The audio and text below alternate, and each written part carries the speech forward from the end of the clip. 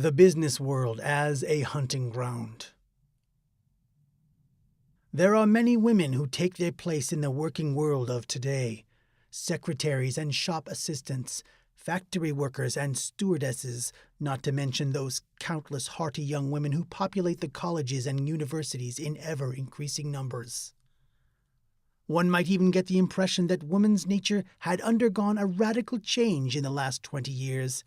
Today's young women appear to be less unfair than their mothers. They seem to have decided, perhaps out of pity for their victims, not to exploit men anymore, but to become, in truth, their partners.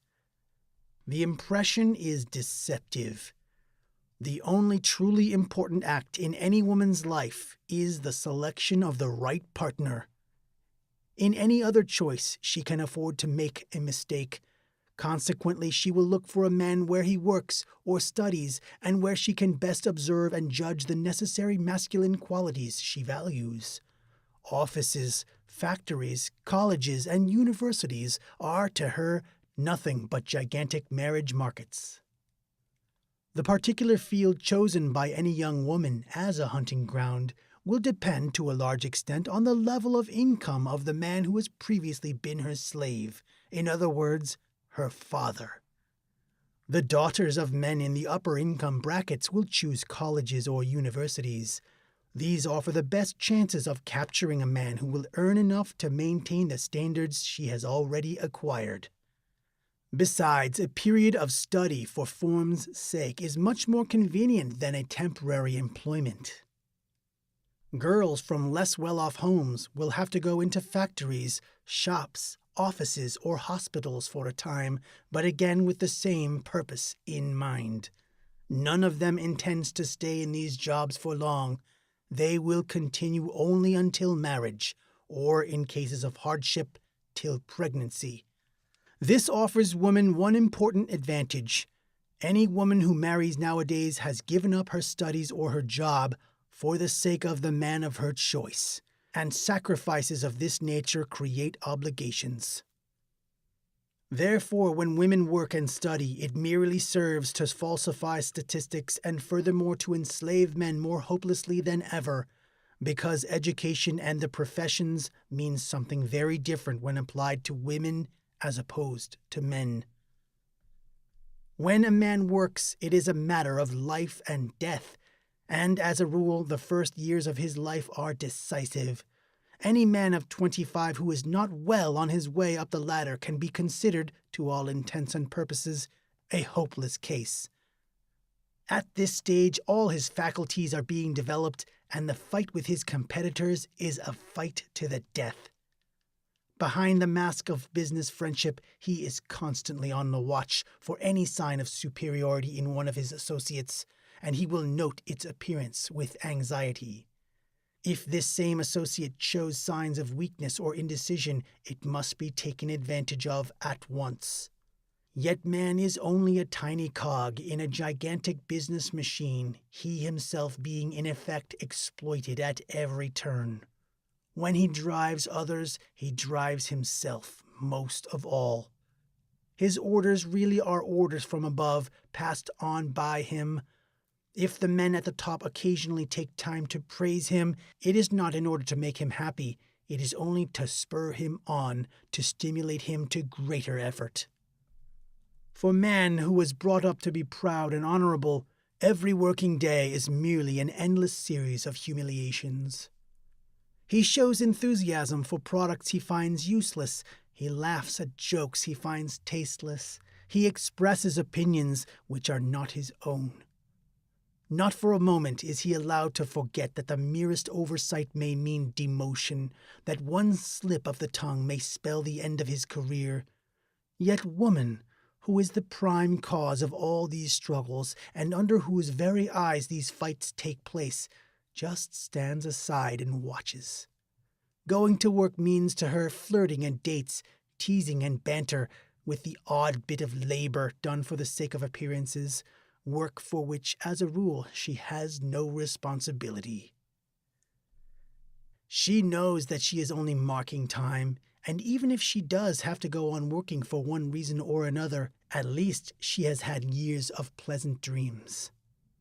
She watches men's battles from a safe distance, occasionally applauding one of the contestants, encouraging or scolding, and while she makes their coffee, opens their mail, or listens to their telephone conversations, she is cold-bloodedly taking her pick.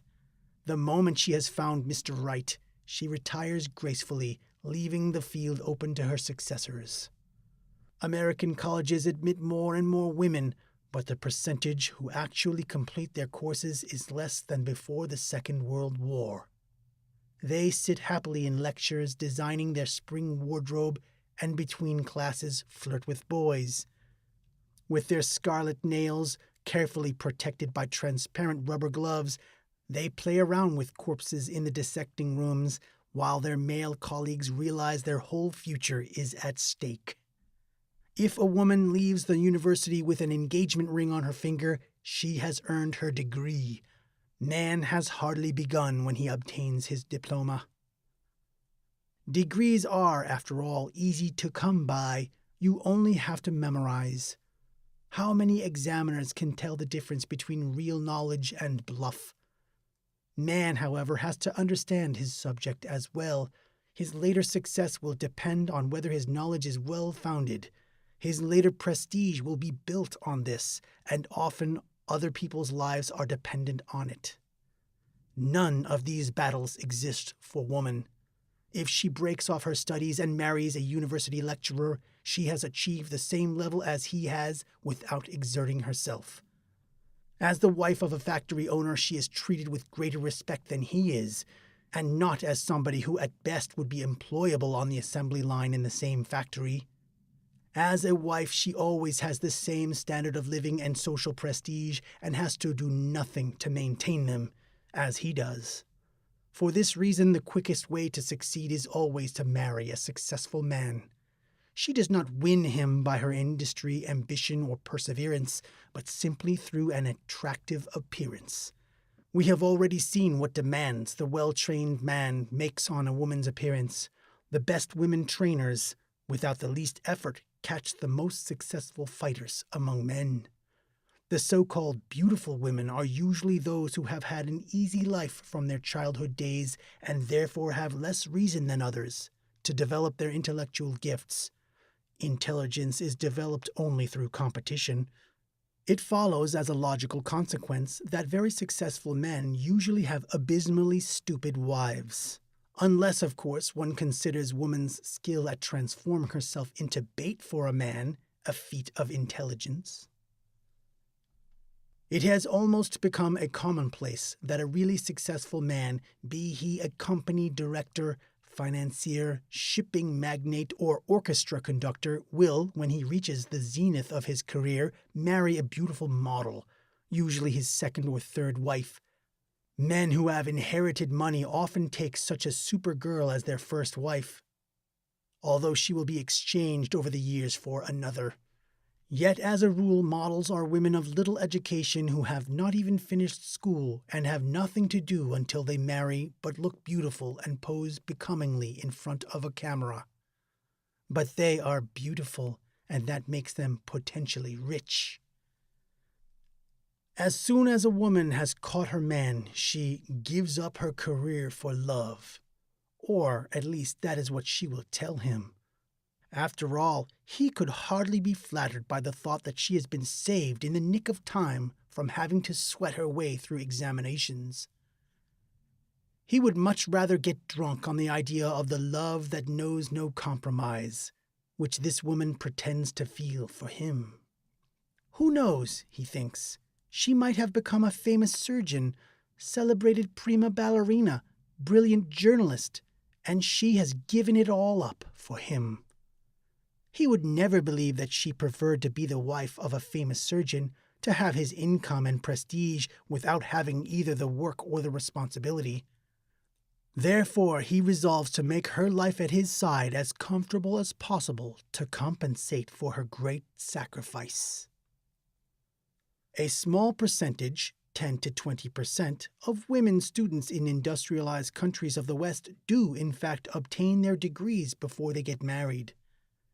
Despite occasional exceptions, they are, as a rule, less attractive and have failed to catch a suitable provider while still in school. But then this degree will automatically raise their market value, for there are certain types of men who feel bolstered if their wife has a degree, provided they have one themselves. It is clear evidence of his own cleverness if such a highly educated woman is interested in him. If by chance this female mastermind happens to be sexy, he will be beside himself with joy. But not for long. Even women doctors, women sociologists, and women lawyers sacrifice their careers for their men, or at least set them aside. They withdraw into suburban ranch houses, have children plant flower beds, and fill their homes with the usual trash. Within a few years, these new entertainments obliterate the small amount of expert knowledge, learned by rote of course, and they become exactly like their female neighbors.